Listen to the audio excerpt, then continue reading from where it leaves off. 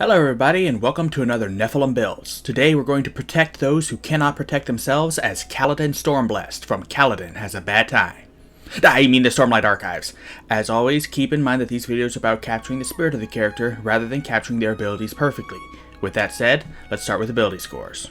We'll start with the 15 in Charisma. Kaladin has a force of will that makes light eyes obey him, at least until they come to their senses. Up next is the 14 in Strength. Running bridges is a pretty good workout.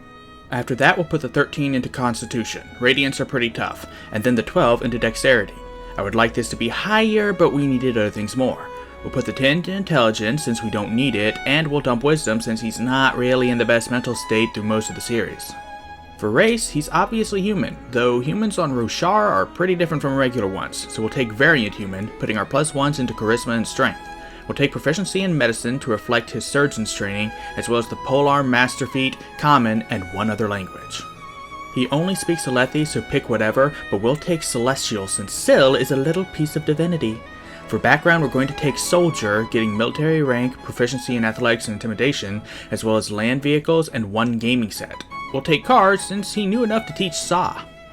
Moving on to class, we're going to start off with Fighter, getting Strength and Constitution saving throws and taking Acrobatics and Survival.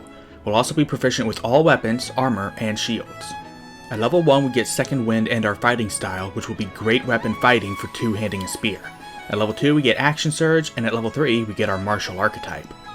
We're going to take Battle Master, taking Woodcarver's tools in honor of Tien and getting combat maneuvers. A lot of them could work here, but we'll take Pushing Attack, Sweeping Attack, and Trip Attack since those are the fun ones. At level 4 we get an ability score improvement, which we'll put into Charisma. At level 5 we get extra attack, and at level 6 is another ability score improvement, which will cap our Charisma. Now it's time to form our Radiant Bond, and while Radiant Spren are kind of like Celestials and Fae, they also turn into living weapons. So we're going to multiclass into Hexblade Warlock, getting Hex Warrior and Hexblade's Curse. At level 2 we get our Invocations, and at level 3 we get our Pact Boon, which will obviously be Pact of the Blade. At level 4 we get another ability score improvement, which we'll use to round off Strength and Constitution, and we'll stop at level 5. For our Invocations, we'll take Improved Pact Weapon, Eldritch Mind, and Eldritch Smite. We're not done though, because next we're going to multiclass the Paladin, getting Divine Sense and Lay on Hands at level 1, and at level 2 getting Divine Smite and taking the Interception fighting style. At level 3 we get Divine Health and take our Sacred Oath, and honestly no oath perfectly sums up the Windrunners like the Oath of Devotion. We'll also get Channel Divinity's Sacred Weapon and Turn the Unholy at this level. We're going to stop here, which means we finally have our modifiers. Now it's time to talk spells. As both a Paladin and a Warlock, our spellcasting ability is Charisma, our spell save DC is 18, and our spell attack modifier is +10, and we have 3 first level slots from Paladin and 2 third level slots from Warlock. Starting with Paladin, we automatically get Protection from Evil and Good and Sanctuary from Oath of Devotion, and we have 6 other spells to choose from. We'll start with Cure Wounds and Heroism for more healing, because 15 points from Lay on Hands ain't creme at this level. We'll also take Command and Compelled Duel. You might be thinking, people doing what you say isn't a result of Surge Binding, to which I say, people doing what you say because you're storming glowing is absolutely a result of Surge Binding. Lastly, we'll take Shield of Faith and Ceremony just because Paladins really don't get a lot of first level spells. Next up for Warlock, we'll have 3 cantrips, which will be, I don't know, Booming Blade, Thunderclap, and Magic Stone. None of them really fit, but maybe Magic Stone could be you lashing a rock. We'll also have 6 other spells to choose from. From Hexblade, we'll be taking Blur since he moves like one at times and it's the closest thing we'll get to haste, and Shield. The whole point of it is to temporarily make you harder to hit, right?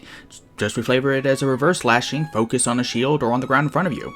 Or take the more obvious route and summon Syl as a shield for a second.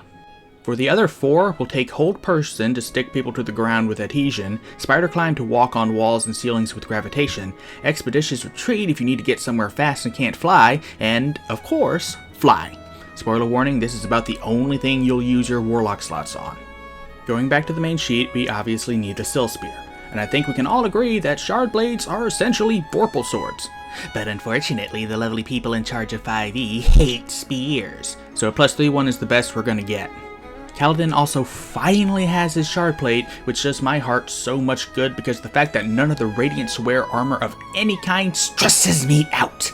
Yes, they can heal from damn near anything, but Stormlight doesn't last forever, and they can't heal from decapitation or a fatal blow from a Shard Blade.